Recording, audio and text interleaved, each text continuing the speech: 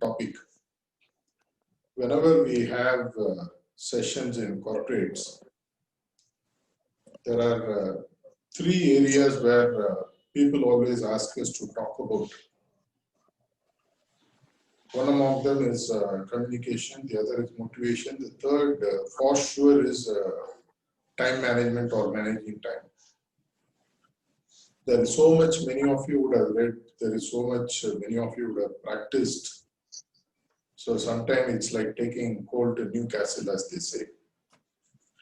Yet in this session for about 30 minutes, I want to introduce you to some of the building blocks to look at it slightly differently, make you introspect by sharing a few questions and sharing certain insights on how some of the successful people look at managing time.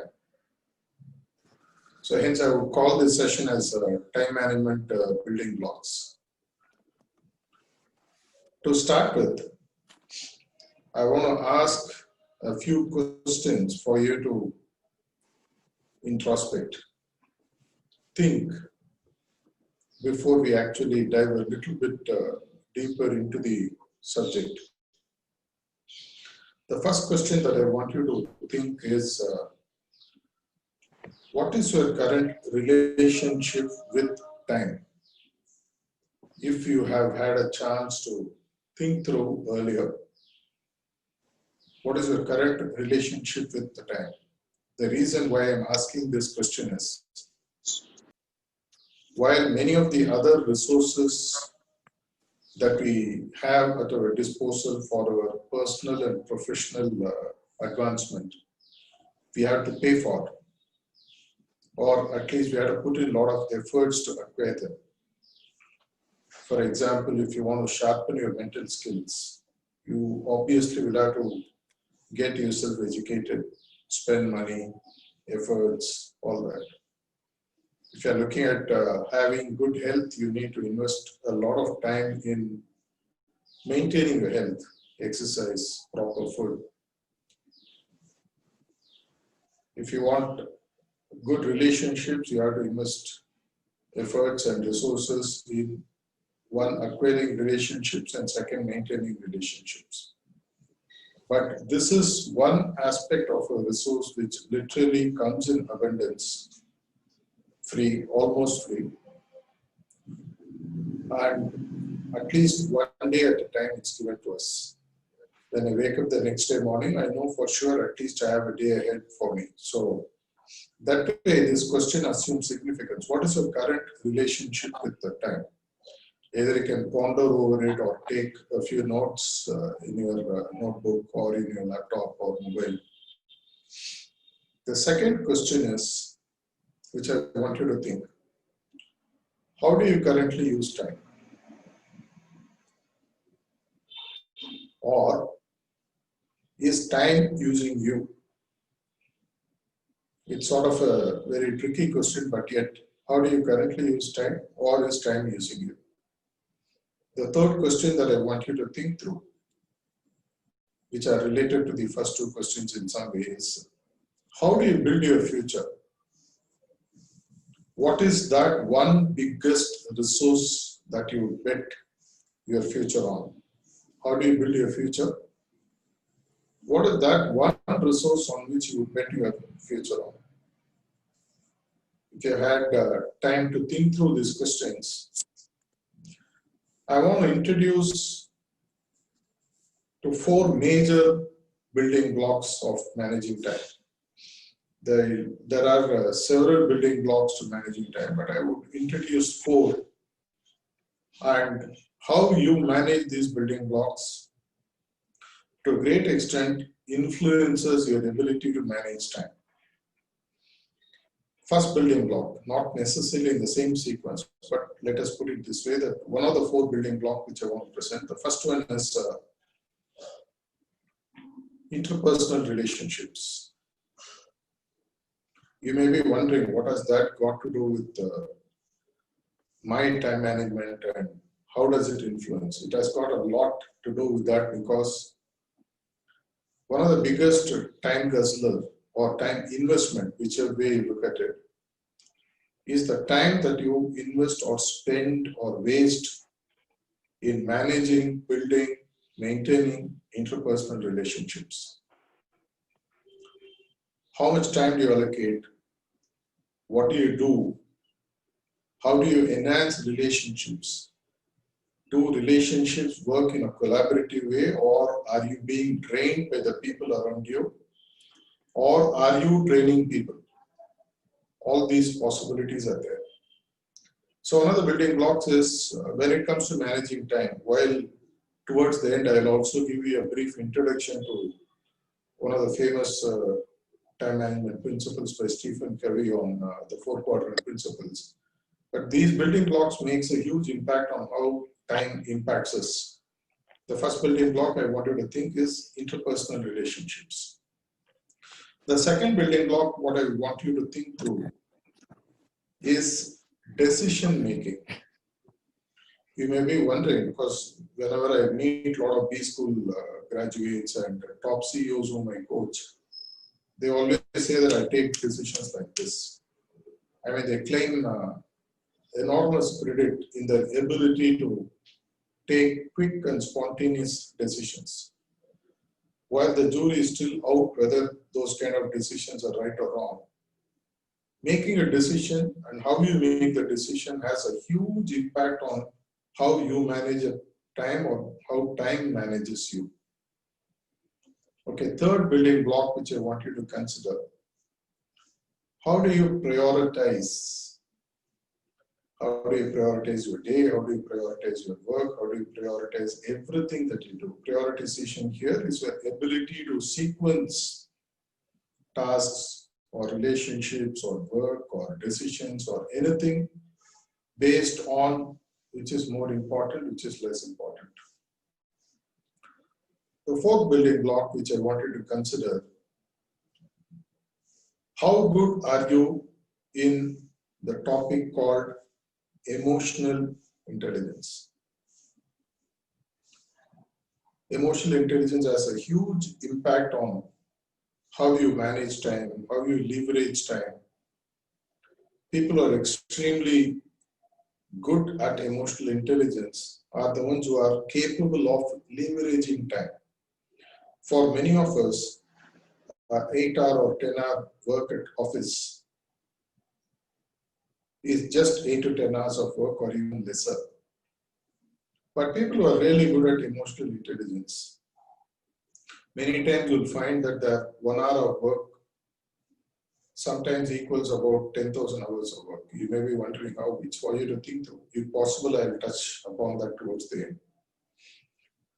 So there are 4 building blocks which I shared with you. Let me dive a little bit deeper into these 4 building blocks and give you certain insights. I will not be able to give all the answers today on how to manage these 4 building blocks, but I will give you certain insights. The first building block I want to take is decision making. When you have a chemical equation taking place in a scientific experiment, one small chemical that you introduce which brings about a change or a catalyst is going to have a huge impact on the subsequent outputs of that scientific experiment. And many times, that catalyst in managing time for us is the decisions that you make. Many times, a decision made in a matter of seconds or minutes can change the destiny of a person, an organization, or even a nation. So how do you manage decisions? What are the insights that you have on managing decisions? Because many times we take time management as a unit of measuring time and managing time. I have 8 hours, so let me put 15 minutes for this, 30 minutes for this, 1 hour for the meeting, and things like that. But forgetting that these catalysts, these building blocks make a huge impact. It's like standing on a yoke. When you come to a yoke, you can either go by left to the left side or to the right side. But normally there are, you have two diversions or two roads that you take in a yoke. And that is what decisions are all about. You may be surprised to know that based on the data that has been gathered over the last 20, 30 years, a typical corporate executive, a corporate leader, takes anywhere between 20 to 25 minor to medium-sized decisions in a day. And he takes at least 2 or 3 major decisions in a day. And please bear in mind, each of the decision is standing at the yoke, where you are deciding, should I go this way, should I go this way, should I decide this, should I decide this, should I do this, should I do this, should I continue the relationship with this person or not, should I? And many times, as I mentioned earlier, people take snap decisions, and to a great extent, decisions are interlinked to emotional intelligence. People who are very shallow in emotional intelligence tend to take decisions guided by emotions.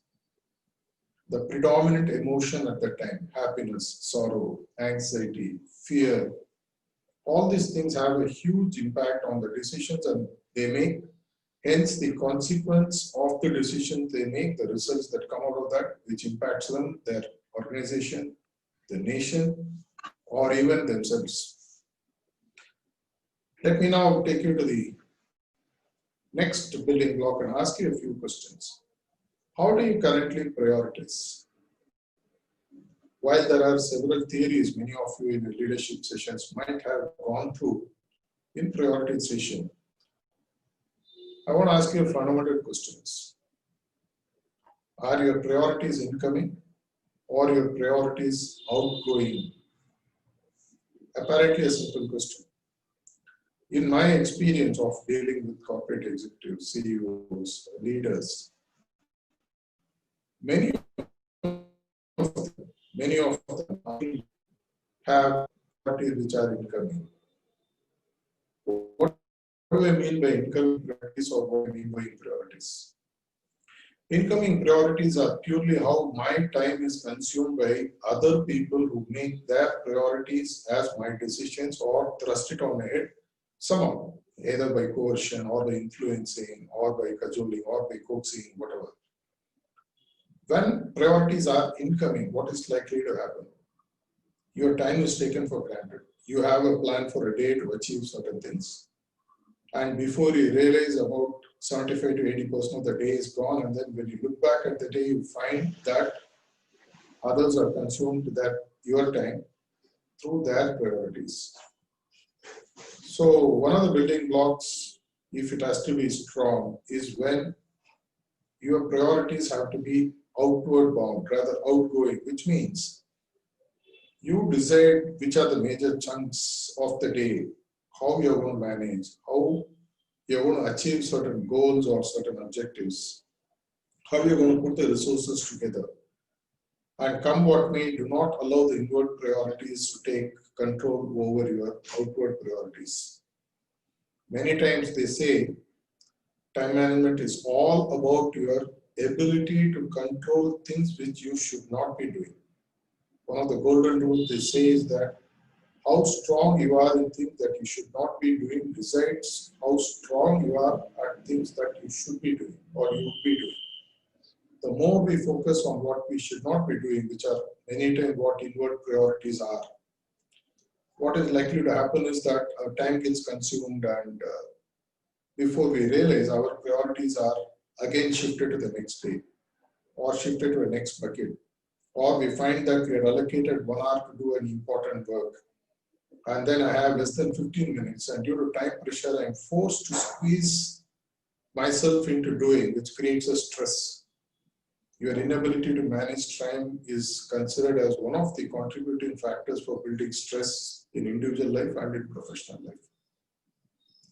And all these boils down to the third point which I wanted to share, which is your ability to manage change. Many of you are leaders, decision makers in the organization who have gone through a lot of sessions on managing time, managing change. But what's your take on managing change? how do you actually manage change? There are actually 4 levels when it comes to managing change. The same applies to managing time as well. The first level, or the people who don't know how to manage change, are the people who reject change. For example, the latest pandemic which has struck the world, and the last 5-6 months, we all know what we are going through. Some organizations were pretty quick in accepting it and moving on. And many organizations which have sank, it is said that almost 40% of small to mid-level organizations in India have more or less closed shop because they rejected the change that had consumed them. They feared, or they didn't know how to manage, or whatever, they rejected change. So that is one way of looking at change. The second way of looking at change is being reactive. Reactive change is when something hits you, after that you wake up, like 99% of the organizations. I don't think many of the business leaders I had met, I continue to meet. I asked them this question: when you made your business plan in April 2019, by any chance did you foresee pandemic going to hit you and your business and the nation somewhere in Jan, Feb 2020? Almost all of them said no. The same is true for me as well. But at least the moment it hit, in less than a few days, they were able to quickly adapt, change tact, change strategies, and continue with the business for some time, of course, with lower turnover, lower margins, lower profits, but at least they were alive, business-wise. Hence, the second level of managing change, which is also applicable to managing time, is reactive change. At least quickly grouping yourself and being reactive to it. The third category are those who are proactive. For example, whoever sensed the Wuhan break somewhere in November 2019. Let me give you the success story of a country called Taiwan. They sensed way back in November 2019 when the first controlled outbreak, or whatever you want to call, happened in Wuhan. Taiwan had been tracking viruses, specifically China, for a very, very, very long time. By end of November, the same information which was available for Taiwan was available for everyone in the world. Yet what they did is, they quickly decided to get proactive about it. By end of November, they sealed their borders with China and started filtering all passengers who landed into Taiwan, specifically from China. Right from screening, they were the first one to introduce social distancing. They were the first ones to introduce masks. They were the first one to introduce lockdown, quarantine, whatever. And today, Taiwan's success story is considered to be the best in the world for managing the pandemic because their fatality rate, the impact on the economy, is one of the lowest in the world. Because they were pretty proactive about managing what hit many countries simultaneously, but many countries woke up later. They are the ones to wake up first and be proactive about managing change. And then there is category which are real geniuses, whom we call as generative change. These are the people who actually create the change which others get consumed with. Whatever it may be, whether it is a scientific finding or a spiritual expansion that some saints sort of find and unfold, like what Babaji Maharaj did. These are the people who generate change, which is what actually runs the entire world. For example, the theory of relativity of Einstein, or any famous inventions, any famous theorems, any famous propositions, any famous philosophies you find. People who bring about generative change are the people who lead the pack from the front. They decide where the future of the world or the universe is going to be. That possibility exists for all of us when it comes to managing change or managing time. You can also be generative when it comes to time management and go on outward priorities, where you call the shots, you decide what it is going to be and then take it forward. Let me give you a little bit of an introduction to the famous 4 quadrants principles of Stephen Covey. Many of you might have read. There is A reason why I'm pitching it here so that I can connect the dots for all of us to look into it. The famous four quadrant principles of Stephen Covey through the books that he wrote, the first book that he wrote, The 7 Habits of Highly Effective People, which was first released in 1989, which I had a chance to read in the beginning of 90s, and it had a profound impact on how I looked at a few things in managing myself, managing time, setting goals, and all this stuff. A very simple pictorial drawing that he shares there. He speaks about 4 quadrants. The quadrant 1, which stands for important, urgent. The quadrant 2, which stands for important, not urgent. The quadrant 3, which stands for important, not important, urgent. And quadrant 4, which stands for not important and not urgent. If you really dive deep, there are several deep dives that we can do into this theory. Let me just quickly share what important is. Though there are several definitions, what is an important task, for example, when it comes to managing time? After all, a day is divided into tasks. Important or important tasks are those which are related to your personal and professional goals. Of course, when you're working out of office, all the goals that you pursue at office are related to professional goals. But if those professional goals, as I shared in my goal setting session last week, if all your professional goals are linked backwards to personal goals, then you have a little bit of control on how you're going to manage time. Quadrant 1 is all about performing in the immediate present. For that, for example, I have a 1-year goal. I may not be able to look at a 1-year goal in its totality. So what do? I break it down into quarterly goals. I break it down into monthly goals. I break it down into weekly goals. And finally, as I said at the beginning of the session, we get to manage 1 day at a time. So if you have a productivity target or a quality target or any qualitative or quantitative targets as performance targets as part of your job, all you have to do is bring it down to a day. If I'm able to do that, which I have taught many senior leaders, when you bring down your entire year's focus down to a day, if I had to give you a 100-kilo cake to eat and you like eating cakes, I'm very sure you can't eat the 100-kilo cake in one single bite. You'll be breaking them into small chunks, which you can take what your mouth can be filled with size-wise. And hence it becomes easier for you to digest, enjoy, and swallow. Anything beyond the size of your mouth becomes too much of a stress. Hence, if you take 1 day at a time, this is what Stephen Covey also shares. Important are those which are linked to your goals, which means you need to have goals, personal and professional. And urgent here means which has a timeline. Very simple. The timeline can be today, the timeline can be day after tomorrow, it can be about a project, it can be about a task, it can be about a launch of a service, it can be about completing one project and moving on to another, or completing one chunk of a project today and taking it to the next week. We'll have multiple goals, each with multiple timelines or deadlines. The deadline can be 1 year. As long as you have a deadline, it is an urgent task. Doesn't matter whether it's 1 year from now, 1 week from now, 1 month from now. So typically quadrant 1, according to Stephen Covey, is when you have your important goals in place and you know by when you have to achieve them. And then you look at the building blocks that I have already shared with you. How do I use all those building blocks? See, the building blocks are not per se what I do, but they are the ones which guides me to do. They are the resources. They are the knowledge resources or the skill sets. As we saw in one of the sessions, skill set is the knowledge in action. I have all this because that's going to make me to handle my time or the task in a much better way.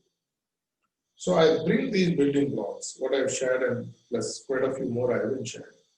And through that I look at my annual goals and then I bring it down into a daily goal. And then I look at how effectively can I get this done within the time frame I'm supposed to do. And for that, if you are a person who is focused on quadrant 1, many of the people whom I meet spend so much of time in quadrant 1, they don't have time for the next important quadrant, which is your quadrant 2. Let me connect it back in your personal life also so that you understand. Quadrant 2 is when it's about tasks which are important but not urgent. What does it mean? Not urgent in very simple terms can be taken as something which does not have a deadline, and hence we don't do. Let me now ask you a few questions. If I become unwell, God forbid, I go and meet a doctor. He does all the tests, and then he says, Prakash, you are a little bit overweight, or you have sugar, or you have BP, blah, blah, whatever. And then he gives me medicines, and then the first thing normally he says is, you should have exercised for the last 4 or 5 years. Since you did not, you became overweight, your health got affected. Now at least start exercising. Why I didn't exercise before? Because I was focused on getting the task on hand at this moment. Pick up some food, eat whatever, run to the office, get into the meeting, complete the job, get out, move to the next task, get out, come back, go into the bed, maybe watch a movie on an OTT platform. Next day I'm ready, again get into the cycle. Quadrant 2 is all about preparing yourself so that your Q1 gets done better. Quadrant 2, for example, is about important, not urgent.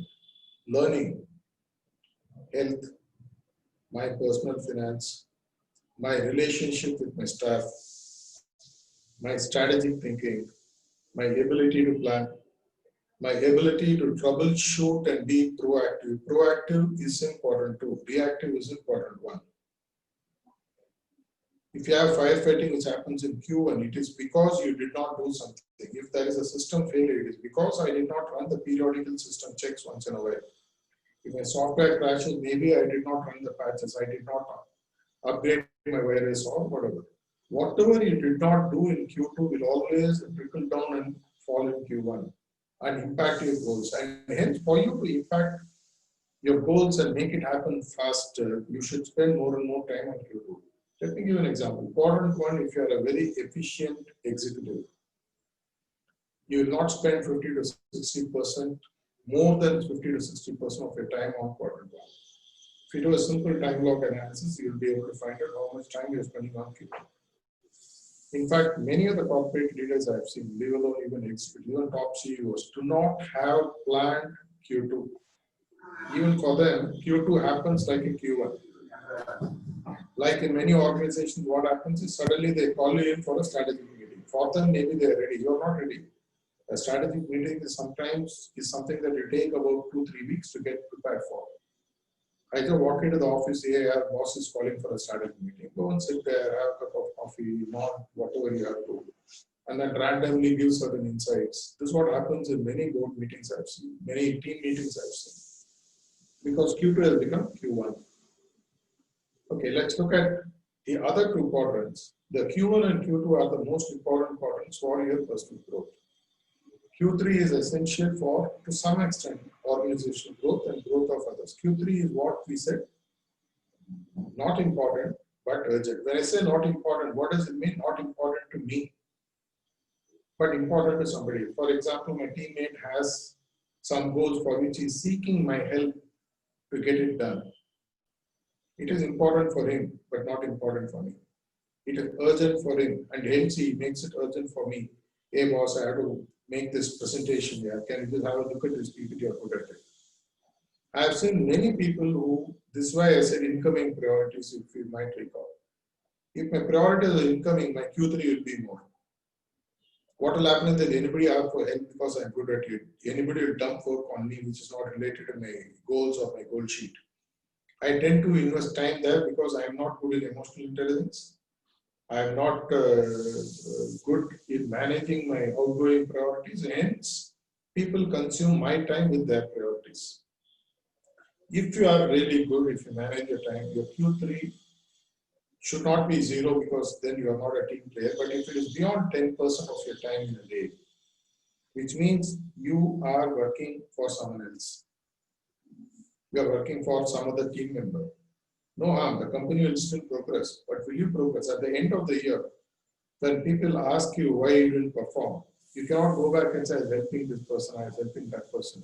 It doesn't still add your goal sheet, and hence your performance appraisal goes for a 6. Let me go to the biggest hole of the time management bucket, which is Q4. Many people very easily call it as time wasters. But let me give you a spin to what time wasters is and how you can relook at Q4 starting from now on. The biggest time waster is not the gossip, it's not the WhatsApp forwards, it's not the mail forwards that you do, because there you are conscious.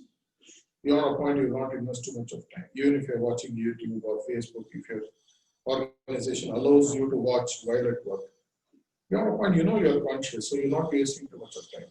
The real time wasters for even, there was an economic time survey which came about 10 years back. They found out that the Q4 time wasters, even for people in the pay bracket of 40 lakhs per annum and above, was in the range of about 25 to 30%. Can you believe? People who are smart, who are out of the best B schools, well educated, well qualified, all the best tools, having Q4 25 to 30%. The biggest leak Q4 happens is when, let me give it in a very simple way, it's for you to go back and find. For every task that you do, there is something called as an ideal time, there is something called as an actual time. If you are good at industrial engineering as one of the subjects you are done, you have the time and motion study. If you go there, you will find that every job always has a lot of non-value adds. And all the non-value adds in any task is what adds back as the gap between ideal time and actual time we take. I have mapped in the last 25-30 years of my corporate coaching experience several top-level and mid-level executives. If they had to finish a task in 10 minutes by mapping the actual work, they normally take 15 to 20 minutes. It's because of the interventions, it's because of the incoming priorities and all that. If you're really ruthless about managing time and managing yourself wins, take your time log and write down all the tasks that you're doing. Do a mapping exercise to find what are the actual time that you should be spending, not you are spending. And then map yourself to find what you are spending. Invariably, you will find about 25 to 30% of the bucket leak happens in Q4, and we are not even conscious of it. Why am I sharing all this here? Let us look at a different perspective altogether. One of the perspective we have in our personal life is our spiritual growth.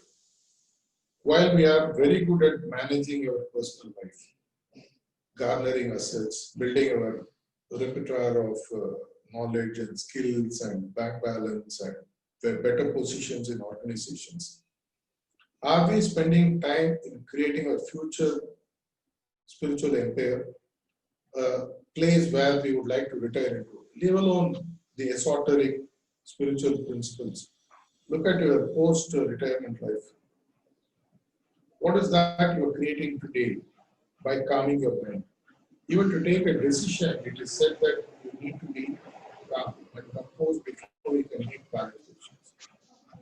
The best of emotional intelligence happens when you are not swayed by temporary bursts of emotions. All these are regulated by frequent meditation, frequent cleaning, which helps you to get out all those built up impressions of the day and connecting back to the source, whichever faith you follow, through the concept of prayer. Typically, meditation or cleaning or prayer or any of your spiritual pursuit normally falls under Q2. Important but not urgent, and that's why people don't do. When do they start doing? For example, I have a personal problem in life. What do? I pray. I go to a doctor or I go borrow money from someone else if it is an emergency expense. And then what do? I pray to God, please do something. Save me out of this, or get me out of this challenge. Had you continued to be in Q2, in all probability when it happened, you would have found the strength to manage Q1 better. If you really look at how management and spiritual practices come together, people who spend, say in a day you have about 24 hours, all of us have the same time.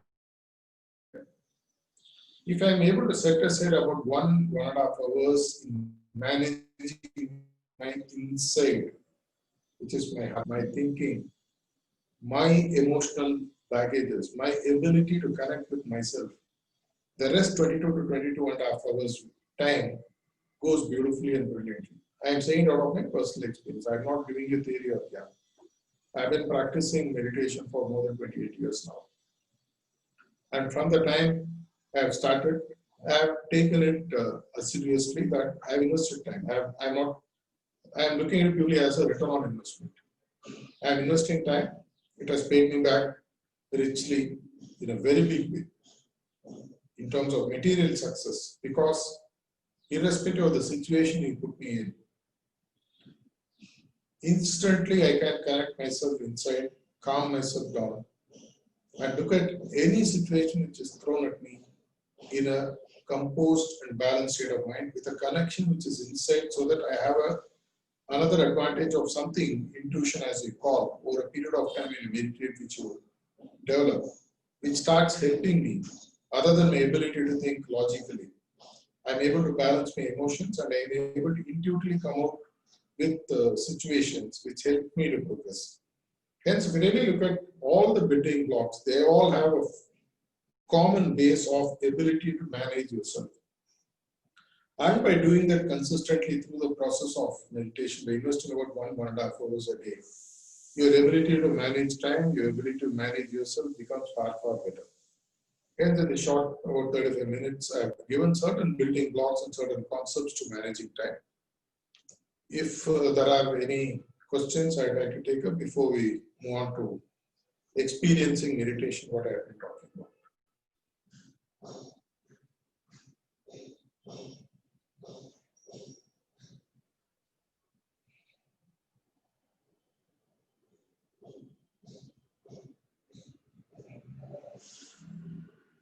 Would you like to moderate any questions, Pratap?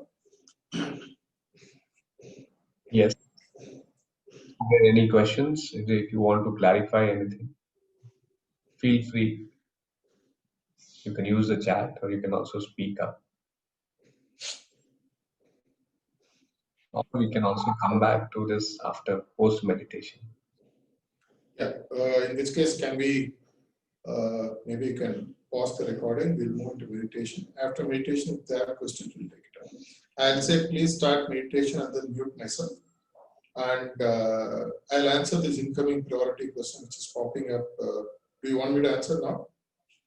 I don't know at what point of time this person joined. Incoming priorities are when other people priorities are, I recall, I think, Sonal, you had asked a question in my first session also.